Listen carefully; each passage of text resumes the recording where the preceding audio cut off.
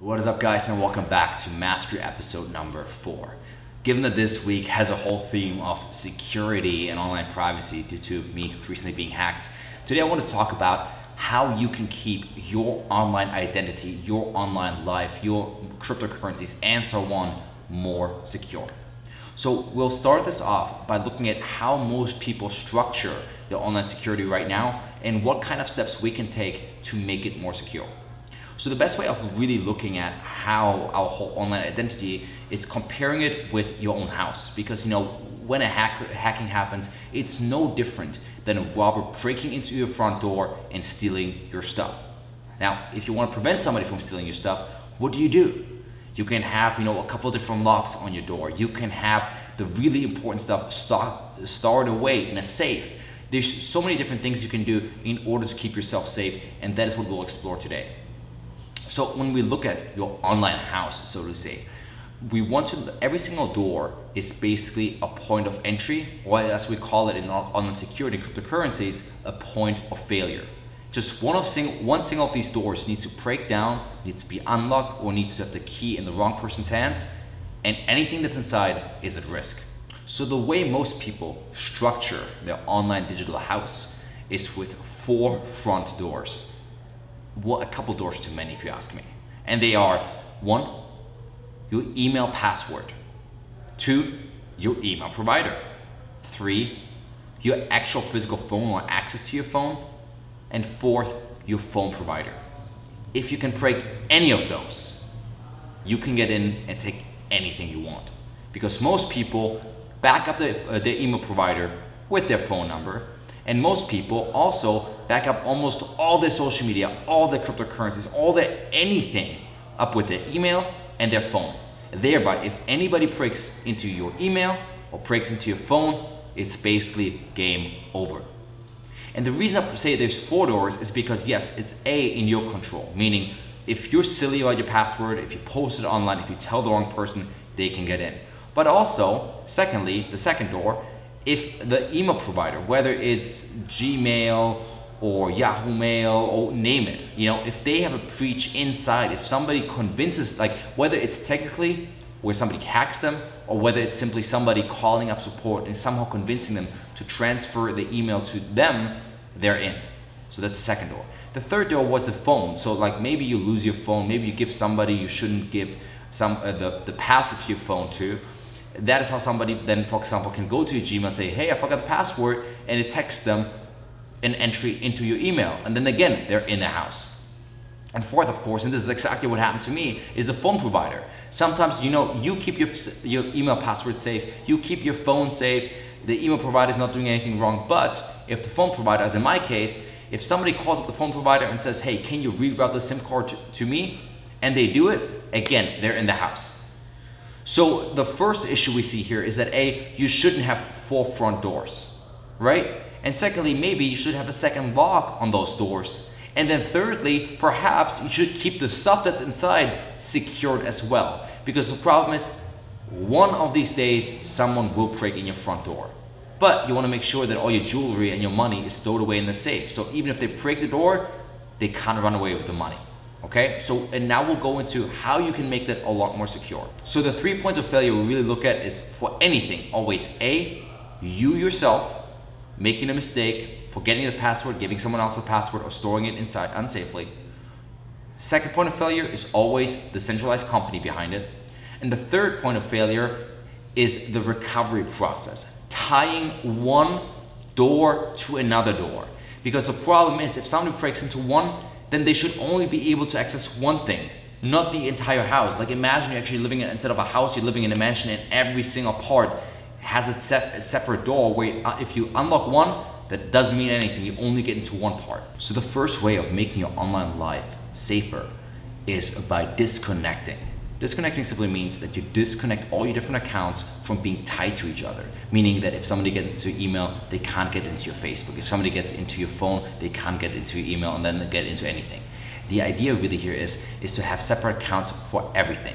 That means that, for example, your phone is no longer the backup number for all your devices and for all your online accounts, because as we know, somebody can break into your phone. Secondly, you want to have different email addresses. It is no longer safe to use one single email address for your entire online life, because that simply means the person only needs to break down one door. They'll have your social media, they'll have your money, they will have your data, and so on. So you want to have a separate email account perhaps for your social media. You want to have a separate email account perhaps for your banks, your much more serious stuff. Because for some purposes, we give out the email very easily, and for others, we're very protective with it. So you really want to segment your email and having different addresses, which most people will never know of. Because here's the idea. You don't want people to know your email address in the first place. You should have one that you use for communication, and all the others, that backup accounts, are nobody's business, right? Because only if they know the email, they can get in. The next step is to decentralize. Because look, even if you're already if you're disconnected, you're already doing better than 99% of people. But you really hate what happened to me, when you didn't do anything wrong, but it was the centralized power behind it that messed up. So you might want to think about using more and more decentralized services. Of course, the issue with that is that not everything is available in a decentralized fashion, and some services, of course, like are subpar when they come to the decentralized version. But as available, take it. So for example, something that I've seen a lot of people start using is there's a company called Proton Mail compared to Gmail, which use a lot of the same security standards that cryptocurrencies do. So you have a private key for your email, you have a public key for your email, and so on, that really allows you to have a more secure email account, so to say, where nobody can just call up a company and say, hey, can you reroute the SIM card? So the more you decentralize it and remove yourself from these third parties, which can literally screw you over, the safer you are. But this is the second step. Much more importantly, I want to make sure that you disconnect all your services from another, and that there's basically now 100 doors that somebody has to go through instead of just one. Now, the third and final step is to really ratchet up your security to a whole nother level, because yes, a door is fine, but somebody can break the door. What you want to make sure is that there's another lock on top of the door that only you have the keys to. Physically only you have the keys to. Because look, the fact is most of these digital doors can be broken very easily. Breaches happen all the time, especially if you use the same passwords. Whether it's sketchy websites like Ashley Madison getting hacked, all the way to financial pillars in the industry like Equifax getting hacked. Your data is not safe out there, right? So if you use the same password anywhere else, you're already screwing yourself. And let's be real, we all can't remember a million different passwords. It's just impractical. So it's okay to keep a normal type of password that you can remember for a password, but use something like two-factor authentication as a second lock. Now, the issue is that most people use their cell phone as two-factor authentication, which again, I said is not secure at all. Much rather what you want to do is either one, use a two-factor authentication app, which then again is backed up by, for example, your iCloud. Now, you have to say, if you use an Android, you're not as safe because somebody can have viruses and malware on your Android. But with Apple, you're a lot more safe. Plus, you'll have iCloud as another layer of protection. But anyway, so the first option, which is less secure, would be having an app. That way, somebody has to actually break into your iCloud in order to steal your keys. Or alternatively, secondly, which is the most secure version, is to have an actual physical authentication device. These are often called FIDO keys, and if you're from the cryptocurrency world, you might know them as, they're similar to cold storage, like your Nano Ledger S, where it essentially looks like a flash drive.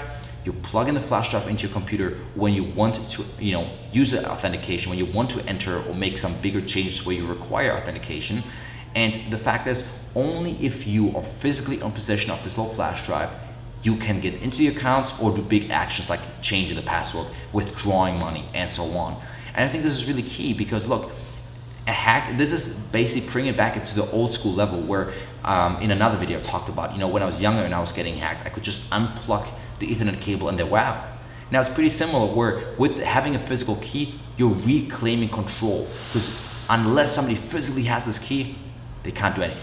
So what I would recommend is, having two of those keys with the same information on them, one that you keep personally and one that you store away safely in a safe, in a vault, wherever you want to keep it. You can keep it on your own premises safely. But the bottom line is, of course, having advanced security comes with advanced responsibility, because if you lose that key, you can pretty much screw yourself. So you don't want that to happen, right? So always keep a backup to make sure only you can get in.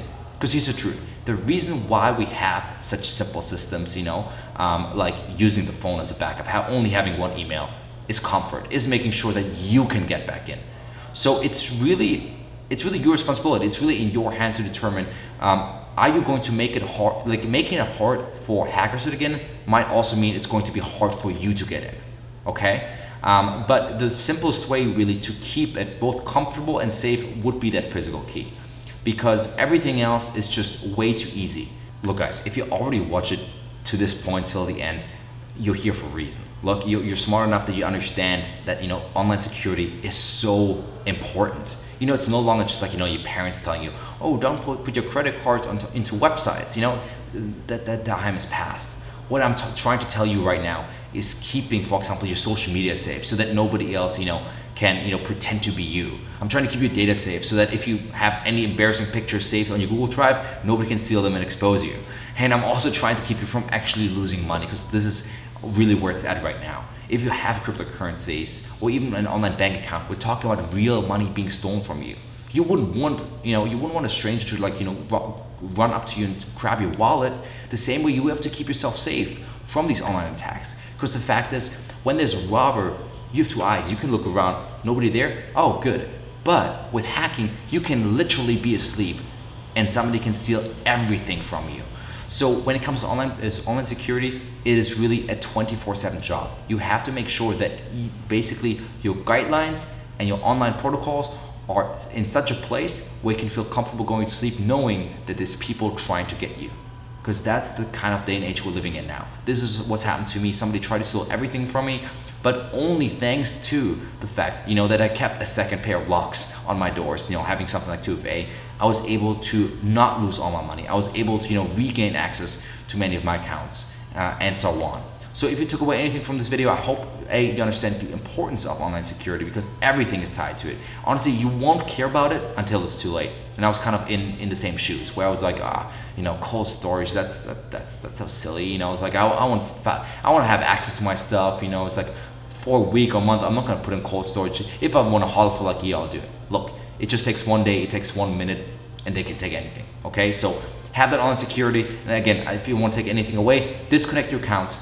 Don't use your phone number that everybody in the world knows, that you share around with people on Tinder and like people at business events that you give cards to. Don't use the same phone number as a security tool for your accounts, but rather get a 2FA device like a FIDO key. And secondly, don't use the same email for everything. Again, the same rule goes. If you tell everybody about that email, if you share on business cards, it's not safe. You want to use a different email that nobody knows about as the backup for your various accounts.